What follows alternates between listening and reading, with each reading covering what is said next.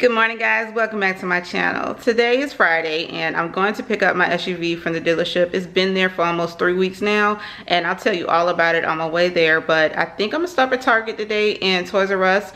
I know Toys R Us is going out of business and it's a huge liquidation sale going on, but I don't think it's worth purchasing anything at this moment because the prices have not gone down substantially enough for me to purchase anything. But I do know that right now I think it's between 10 and 30%, but I'm gonna find out today. I have not been at all in a while and ever since they announced it, so let's go.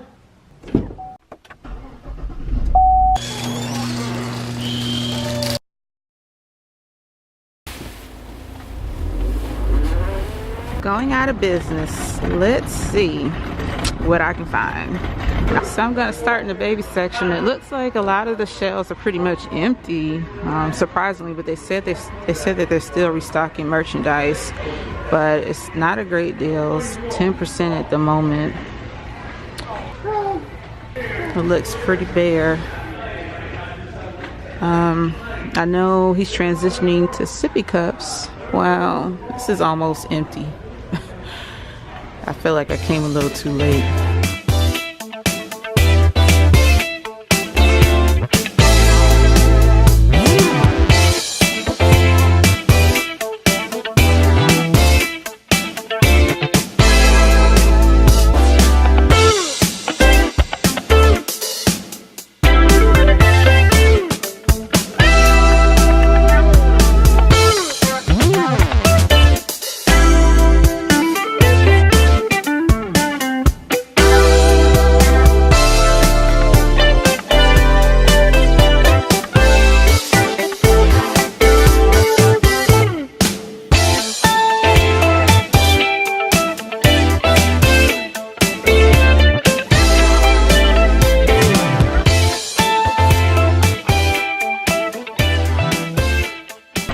Like I expected, wasn't much going on in there. The discounts are not really worth it right now. I mean, they're, like I said, 10 to 30% off, and most of their merchandise are at 10%. The larger items, the more expensive ones, and then of course the Legos, you saw that was only for 5%. So I think I'll wait a little bit later before I return to see how much more they're willing to go down on their prices. So here's the full story, part of it. I'm not gonna bore you, but last year we decided to upgrade our vehicles, me and my husband, and we wanted to go with the Chevy Suburban XL. Originally we was going to go with the Yukon Denali, but the Suburban had everything that we wanted at a lesser price in comparison with the Denali. So that's what we went for. We couldn't find an SUV that was in our local area, so we had to actually branch out and find one abroad, really literally. And we found one in Ohio, I believe, and my husband was in contact with a sales associate, and you know, they had a conversation over the phone and everything seemed to work out just well. There was nothing wrong with the vehicle. It was a year old at the time, and that was the one we wanted. So I put my husband on a flight the next day and he flew there, and the dealership was doing very well at that point because they picked my husband up from the airport, brought him to the dealership, and everything else went on from there. So before we purchased the vehicle, my husband did a walk around, and once he did that, he found out that there was damages to the rear bumper of the vehicle, and that was not previously discussed when he initially talked with the sales associate. So they came to an agreement that the dealership will take care of the repairs, because I believe at the time that it was the dealership's fault that the bumper was damaged in the first place. So they issued us a check, you know, after we purchased the car, because my husband drove back. I think it was like 10 hours. I know, dedication, right? But he drove back and we got the check, and we took the car to the collision shop in our local area, because the dealership got in contact with the collision shop where we live, because we wanted to make sure that both parties agreed to the amount that it was going to cost to repair it. So when we got to the collision center, they said that the damages were a lot more than what the dealership was willing to pay.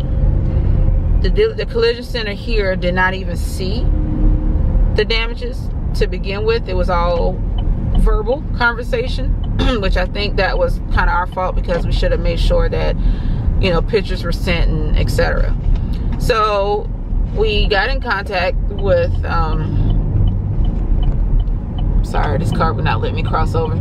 So we got in contact with the dealership where we purchased the car from, and they said that they weren't going to take care of any more expenses towards the repair of our vehicle. Pause, flag on the field. No, sir.